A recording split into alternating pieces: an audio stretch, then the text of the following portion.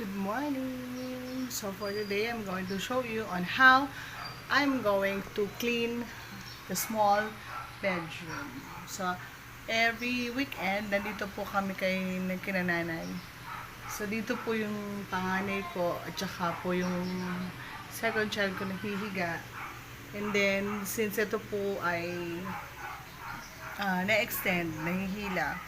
So, dito po kami ng bunso ko nahihiga. Kasi, yung bunso ko po ay syempre malikot. So, tendency, baka siya ay mahulog kung doon kami sa taas. So, kaya dito na lang po kami nahihiga. Okay?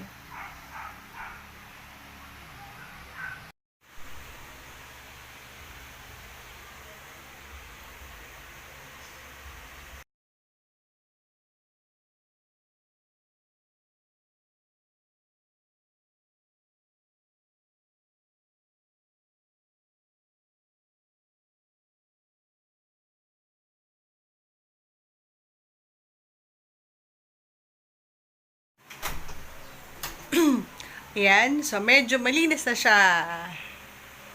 Unlike kanina.